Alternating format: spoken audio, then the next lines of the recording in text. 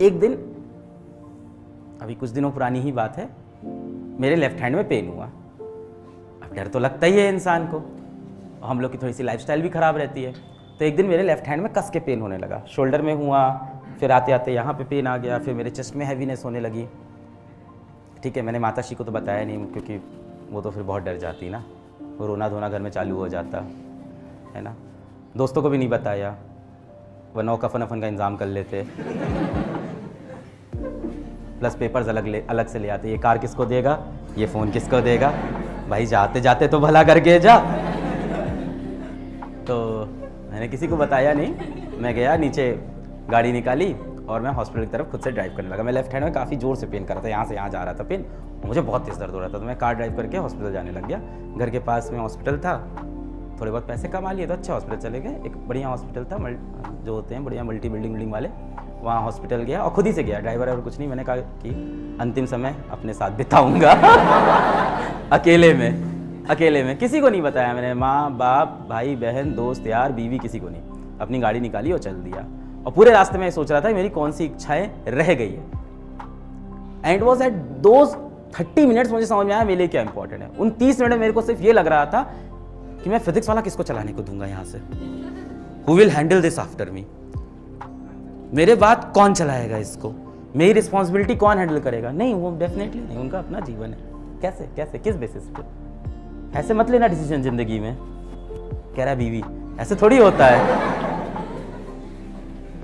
दिल और दिमाग में डिफरेंस रखिए थोड़ा, है ना, ऐसे मत फिसलिएगा, ऐसे फैसले नहीं लेते। मैं गाड़ी चला रहा था, पहले मैंने सोचा माता पिता, मैंने कहा ठीक है माता पिता के लिए मैंने अपने जीवन में वो कर लिया जो मैं करना चाहता था, मेरा हो गया, आप लोग का भी बाकी है, मेरा वो पार्ट हो गया है। बहन के लिए मुझे लगता है ठीक है, उसने जितना सपोर्ट किया मैं भी उसका था, दोस्तों के साथ भी हमेशा मैं खड़ा था। वाइफ के लिए थोड़ा लग रहा था कि अकेली हो जाएगी, तो थोड़ा सा डर लग रहा था कि हाँ क्या होगा कैसे होगा। पर सबसे बड़ा कंसर्न आया मुझे, मेरे दिमाग में सिर्फ यही चल रहा था कि अगर मुझे कुछ हो गया तो यहाँ से फिजिक्स वाला का क्या होगा, ऐप का क्या होगा, कहीं मेरे पास कोई प्राइस तो नहीं बढ़ा देगा यार कोर्सेज की ऑनलाइन भी, ऐसा तो नहीं होगा बच्चों से ज़्यादा पैसा लेना स्टार्ट किया, ऐसा तो नहीं है पूरा इसको डिस्टर्ब कर देंगे, ऐसा तो नहीं है बाकी टेक प्लेयर आएंगे। और 30 मिनट बाद मैं वापस आया। खैर मैं हॉस्पिटल गया तो वहाँ सबसे पहले मैं इमरजेंसी वार्ड के अंदर घुसा और मैं गया तो वो पर्चा कटवाते हैं ना, तो मैं उनके पास गया कि दिखाना है क्या, पेशेंट कहाँ है, मैंने कहा मैं, क्या है दिक्कत क्या, मैंने कहा हार्ट अटैक आ चुका है बहुत कस के। यार प्रॉब्लम क्या है, हमने कहा थोड़ा सा लेफ्ट हैंड में दर्द, कह रहे गलत सो गए होगे रात में हमने कहा आपका तो काम है ना इसको टेस्ट करना चाहिए, आप ही डिमोटिवेट कर रहे हो। तो उन्होंने कहा कि ठीक है यहाँ अंदर जाओ। फिर मैं इमरजेंसी वार्ड में घुसा, वहाँ डॉक्टर आए सबसे पहले तो, एंड डॉक्टर वो थे सीनियर रेसिडेंट थे आई थिंक, या जूनियर रेसिडेंट डॉक्टर थे। तो वो आए, वो सबसे पहले पहचाने,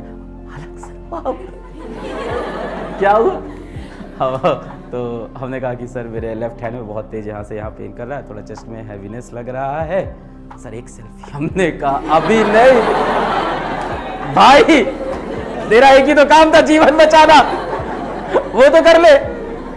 तो मुझसे कहा सर कुछ नहीं हुआ है, हम लोग बहुत केसेस देखते हैं ऐसे नहीं होता है जैसे आपको लग रहा है। उसने कहा दोनों हाथ अपने ऊपर करिए, मैंने ऐसे किया। कहा आँख बंद करिए, मैंने आँख बंद किया। मैंने कहा पता नहीं क्या करा रहे, वो होते होंगे उनके प्रोसेस। उनका फिर अपनी उंगली पकड़ाई, मैं उंगली पकड़िए, कस के इसको खींचिए, इस तरह की चीज़ें की। फिर उसने बोला सब सही। हमने कहा कुछ तो और कर दो ये सब पे भरोसा नहीं होता मुझे, कुछ रिपोर्ट ब्लड टेस्ट कुछ तो दिखाओ। तो उन्होंने कहा कि ECG कर देते हैं। फिर मेरा ECG किया, सब नॉर्मल था। उन्होंने फिर वही बोला कि गलत सो गए थे आप रात में बाहर काउंटर वाला बंदा सही था, उसको डॉक्टरी पता थी।